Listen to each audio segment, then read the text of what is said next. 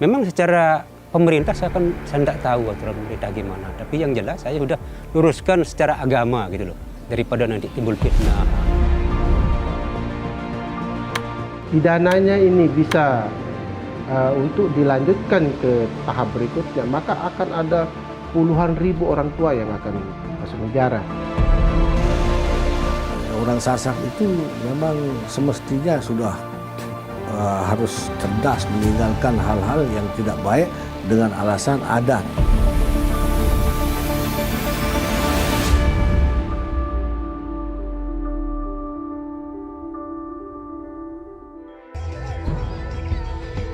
Belum lama ini, viral sebuah video perhelatan perkawinan sepasang muda-mudi usia dini di Lombok Tengah, Nusa Tenggara Barat.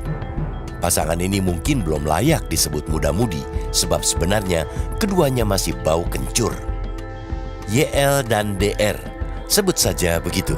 Pasangan suami istri asal Praia Timur, Kabupaten Lombok Tengah ini baru saja melangsungkan pernikahan pada 23 Mei lalu. Pada saat itu, usia YL belum genap 14 tahun, sementara DR baru berusia 16 tahun. Lantaran videonya viral di seantero negeri, perkawinan dua bocah ini sontak menjadi sorotan. Lembaga Perlindungan Anak Kota Mataram langsung melaporkan kasus perkawinan anak tersebut ke Polres Lombok Tengah.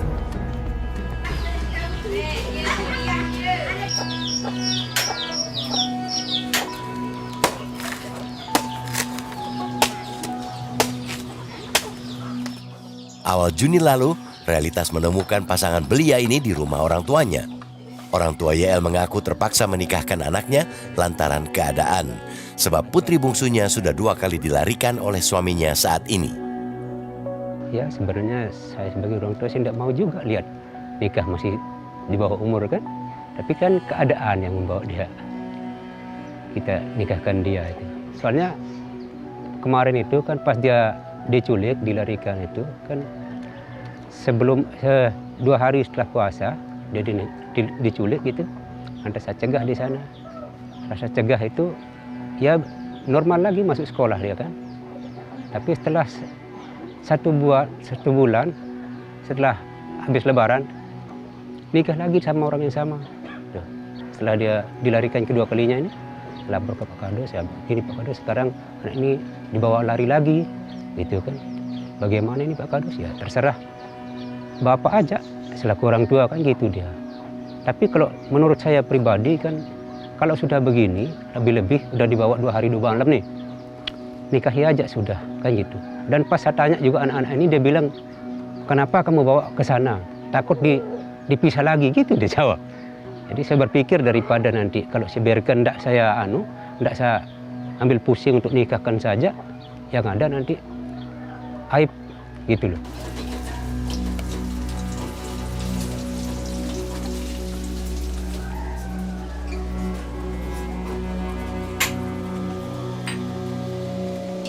Setelah viral kan akhirnya dilaporkan ya Pak ya? Iya. Dilaporkan ke kepolisian. Iya. Kan artinya berarti yang dilaporkan atau yang dikasuskan itu sama artinya itu Bapak. Sebenarnya kesal juga sih. Gimana tidak kesal orang kita udah. Memang secara pemerintah saya tidak tahu aturan pemerintah gimana. Tapi yang jelas saya sudah luruskan secara agama gitu loh. Daripada nanti timbul fitnah. Dan gimana kalau seandainya nanti gimana anak saya. Yang tanggung jawab memang pemerintah apa? Yang malu siapa? Kan saya sebagai orang tuanya yang akan malu. Itu loh. Putri Bapak usianya berapa? 14 tahun. 14 tahun. Iya. Kemudian menantu Bapak? 16. 16 tahun. Iya. Nah, Bapak pernah tahu tidak ada aturan 19 tahun? Belum pernah sih. Belum pernah. Iya. Sudah diperiksa ya? Iya, iya. Dijelaskan tidak? Kalau ini sebenarnya melanggar undang-undang dan sebagainya begitu. Ya, saya dijelaskan sih, tapi gimana udah terlanjur nih, iya. Mau tidak mau, karena ini udah terlanjur. Ini bantu.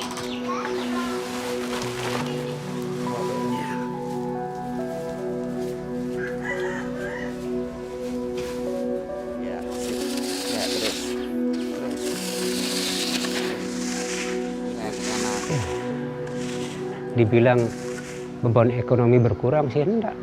Soal dia kan bisa cari sendiri. Nah. Berarti kalau udah berani menikah kan udah siap cari sandang pangan sendiri gitu loh. Menikah di bawah umur itu memang sudah biasa begitu di sini. Ya bisa kita bilang sudah biasa enggak, tapi kalau kita bilang biasa juga udah sering terjadi memang. Menjalani bahtera rumah tangga baru sebulan, YL yang baru genap 14 tahun pada 11 Juni lalu sudah pasti awam dengan dunia barunya. Sebagai anak bungsu yang sebelumnya tidak mengenal urusan dapur, kini mulai beradaptasi. Orang tuanya di rumah sedikit demi sedikit mulai mengenalkannya dengan tanggung jawab berumah tangga. Namun pasangan di bawah umur ini mengaku diminta untuk tidak buru-buru memiliki momongan. Siap punya anak tidak? Belum. Belum. Kenapa itu? Tunda dulu. Ditunda dulu. Kenapa? Belum cukup umur. Belum cukup umur. Emang kalau punya anak kira-kira umur berapa? 19. Yang cukupnya? 25. 25. Kalau belum cukup umur untuk punya anak, kenapa menikah? Karena saling suka. Sekarang baru mau 14. 11 tahun lagi. Yakin? Yakin lah.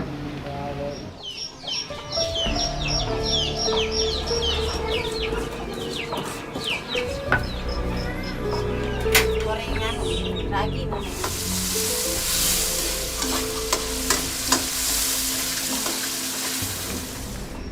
Meski begitu, pasangan anak-anak ini mengaku tidak terbebani dengan perkawinannya. Sebab teman-temannya di sekolah juga banyak yang menikah di bawah umur dan putus sekolah.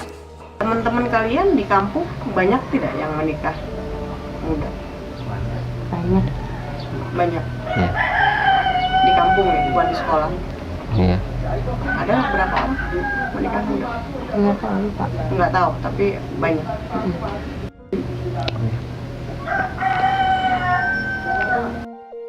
Kuasa hukum keluarga YL mengaku siap menjalani proses hukum yang kini dihadapi. Namun ia berharap proses hukum semestinya menjadi langkah terakhir. Terlebih di Lombok, perkawinan anak sudah kerap terjadi. Upaya yang dilakukan oleh teman-teman LPA ini seharusnya ya, kalau menurut kami itu harus adil dong, karena kasus serupa ini setiap hari ada. Bahkan kalau menurut teman ada datanya itu kasus serupa itu sudah ribuan yang ada di Lombok ini. Nah, kenapa ini kalau sudah viral baru dilakukan pelaporan dan penegakan. Nah, kemarin kemana aja gitu. Nah, ini yang kita coba carikan solusi. Kalaupun memang penegakan yang dilakukan oleh teman-teman LPA ini secara konsisten dan pidananya ini bisa untuk dilanjutkan ke tahap berikutnya, maka akan ada puluhan ribu orang tua yang akan masuk penjara. Fenomena perkawinan anak di Lombok sudah lama menjadi momok. Dari tahun ke tahun, Provinsi Nusa Tenggara Barat menempati urutan teratas angka kasus perkawinan di bawah umur. Tingkat perkawinan anak di NTB angkanya bahkan 2 kali lipat lebih tinggi dibanding tingkat nasional. Sudah 2 kali dipisah tapi tidak mau. Sampai dia sembunyikan di rumah kakaknya di Mejeti. Jadi terpaksa kita kawinkan.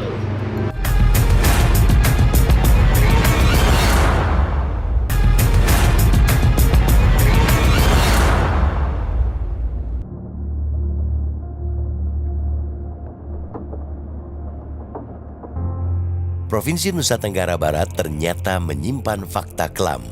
Dengan mengatasnamakan adat dan tradisi, perkawinan anak menjadi fenomena gunung es yang tak kunjung sirna.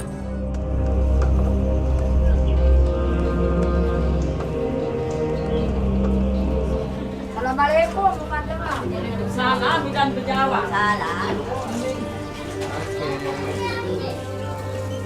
Kira jam gitu dipenuhi tak? Marisa Kamila. Belum masih nanti jam 3. Oh nanti jam 3. Cek HD sudah. Udah. Harus benar-benar intens untuk meriksa ya. Karena takutkan nanti melahirkan kurang bulu.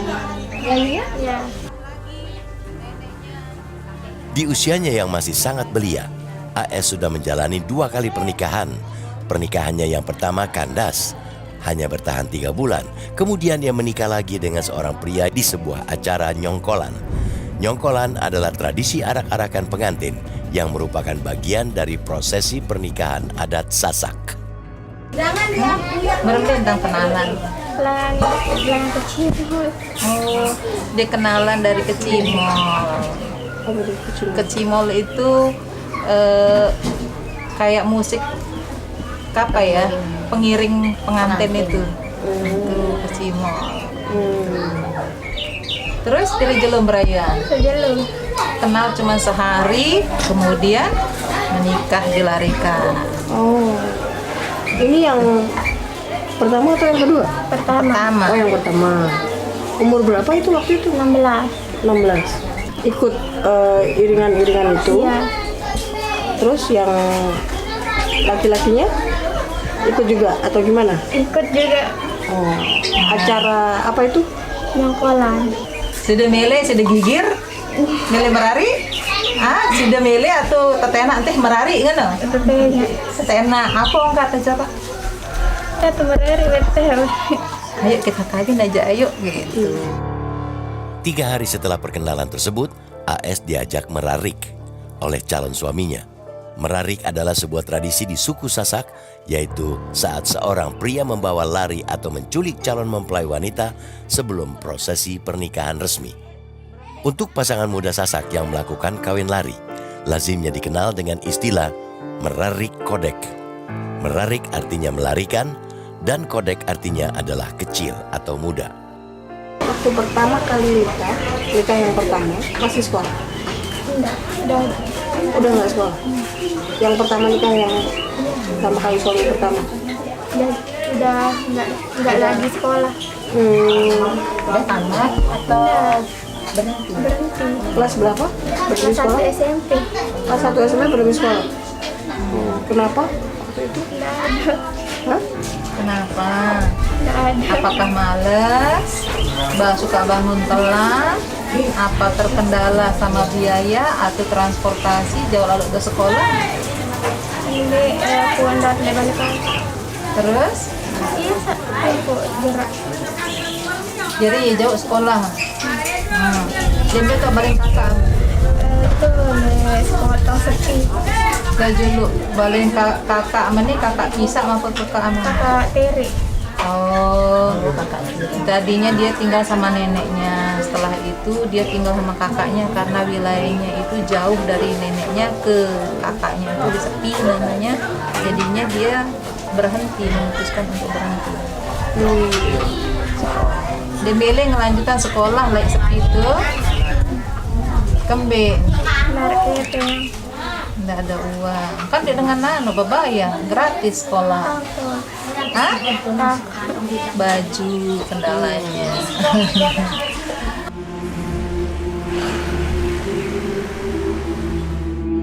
Di desa ini, realitas juga menemui SS dan NS, pengantin baru yang sama-sama berusia 16 tahun. Pasangan ini dua-duanya putus sekolah saat di bangku SMA dan SMP. Acara nyongkolan lagi-lagi menjadi momentum pertemuan dua sejoli bau kencur hingga berlabuh ke pelaminan. Keduanya berkenalan saat sama-sama menikmati kecimol, sebuah kesenian musik yang kini populer di kalangan muda-mudi Sasak. Orang tua SS mengaku tak berdaya, menghadang niat anak bungsunya untuk segera menikah. Hingga 3 kali mereka dibelas atau dipisahkan, namun ujung-ujungnya kembali kabur bersama. Apakah memang waktu itu langsung mengizinkan atau meminta atau bagaimana? Nggak Itu dari langsung, orang nggak tua langsung pria ini ya? mengizinkan. Nggak langsung. Kan sudah dipisah dulu. Sudah 2 kali dipisah, tapi nggak mau. Nggak kawin doang katanya. Terus kenapa? Udah, sampai dia sembunyikan di rumah kakaknya. Di Mejeti. Jadi terpaksa kita kawinkan. Ibu punya berapa anak? 4. Ada nggak selain yang menikah usia anak? Sama ada lah. Yang pertama sudah menikah? Yang pertama paling besar tamat si SMP. Sudah tamat lama sih, nanti sampai SMP. Nah, yang kedua baru kelas 2 SMP. Yang ketiga kelas 2 SMK. Yang keempat itu baru kelas 1 SMA. Kasus perkawinan anak di NTB menjadi sebuah lingkaran setan. Nikah muda dianggap kelaziman dan dilakukan turun-temurun dalam sebuah keluarga. Dampaknya terus bergulung menjadi benang kusut, berbuah jerat kemiskinan ekstrim di Nusa Tenggara Barat. Orang Sasak itu memang semestinya sudah harus cerdas meninggalkan hal-hal yang tidak baik dengan alasan adat.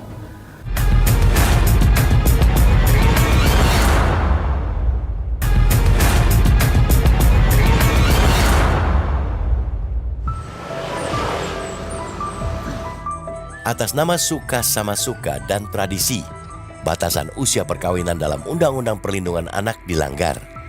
Hukum negara diabaikan hingga perkawinan anak di NTB merajalela.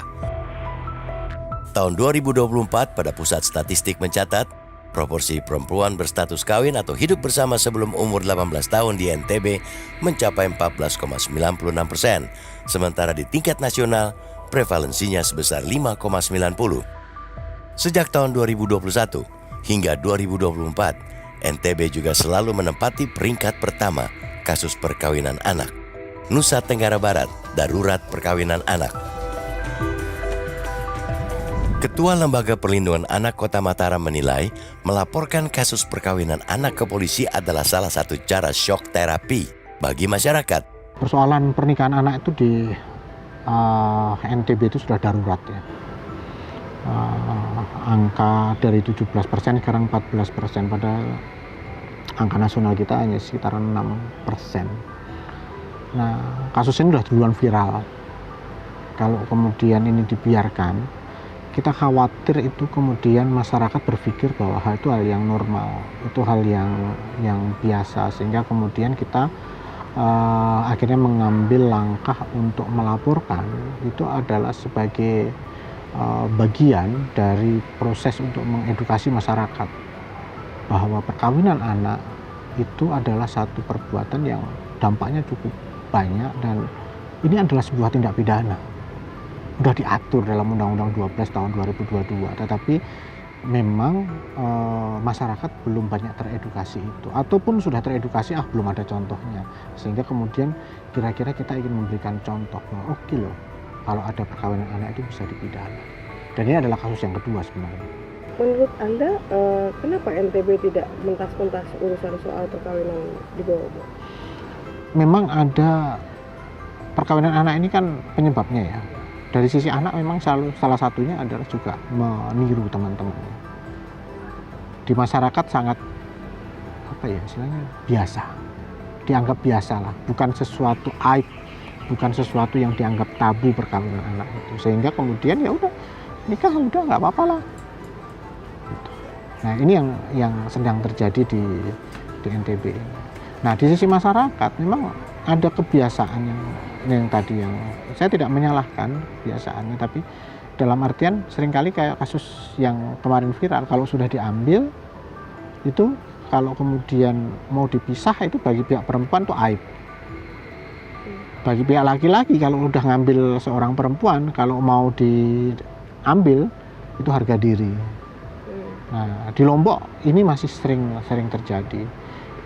Nah inilah yang kemudian kita ingin edukasi juga, karena secara adat pun itu juga nggak diperbolehkan sebenarnya perkawinan anak itu. Majelis Adat Sasak membantah fenomena merari kodek adalah bagian dari tradisi suku Sasak. Tradisi melaik atau melarikan calon mempelai wanita saat ini sudah melenceng dari filosofi awalnya dan sudah sepatutnya dilarang. Kami memang agak berat menepisnya, memang itu ada, Namun demikian, kami para tokoh adat itu dan juga bersama orang-orang tua, bahkan juga kami akan terus berkoordinasi kerjasama dengan sekolah-sekolah agar ini sudah mestinya waktunya memang itu harus ditinggalkan segera, karena itu adalah tata cara yang tidak baik. Justru kedua belah pihak itu, si dedara atau si perempuan ini harus merang, istilahnya giroh, sadar bahwa dirinya itu tidak pantas diperlakukan biasa-biasa saja. Bagaimana si laki dan para pihak yang laki ini harus dia datang dengan secara terhormat, biar dia menunjukkan keadaban, biar dia menunjukkan bagaimana sikap kemuliaan keluarganya. Jadi ini akan terus kami dengungkan. Kalau saja terpelai dengan cara sembarangan, nah ini kita akan terus upayakan untuk itu. Kalau bisa tidak lagi dilakukan, orang Sasak itu memang semestinya sudah harus cerdas meninggalkan hal-hal yang tidak baik dengan alasan adat. Majelis adat beranggapan melaik atau merarik tidak sejalan lagi dengan perkembangan zaman saat ini. Itu sebabnya Majelis Adat Sasak mengajak para pemuka agama di bumi Gora untuk bisa duduk bersama mengatasi fenomena perkawinan anak. Dulu perempuan, kalau dia sudah keluar bersama bukan muhrimnya, sampai sudah tenggelam matahari, maka orang tua itu akan tersinggung. Wajib dia akan dinikahkan. Itu dulu. Tapi kan kita melihat realitasnya karena perkembangan situasi zaman dan juga memang perkembangan syariat Islam, bahwa itu juga dianggap sudah kurang patut. Kenapa kita tidak mau berpikir cerdas sehingga menjaga bibit bobot bebet? Nah, bibit itu ya jelas benih atau cikal bakal yang baik. Bobotnya ya yang sudah tentunya presentasi dari kadar otaknya, kadar kesehatannya, fisik dan lain-lain itu dijaga. Bebat ini merupakan simbol kekuatan, stabilitas yang memang utuh, bahwa memang itu wujud kesempurnaan. Nah, jadi kalau memang bibit bobot dan bebatnya ini kita jaga, nah inilah cara-cara cerdas untuk memperbaiki kehidupan hanggayuh kesempurnaan yang hurip, menggapai kesempurnaan yang sejati. Merarik kodek atau perkawinan anak di bawah umur jelas bukanlah adat dan tradisi suku Sasak. Pemerintah NTB bersama-sama dengan masyarakat harus mengambil langkah cepat agar generasi emas bumi Gora tidak terbelenggu lingkaran setan kemiskinan dan keterbelakangan.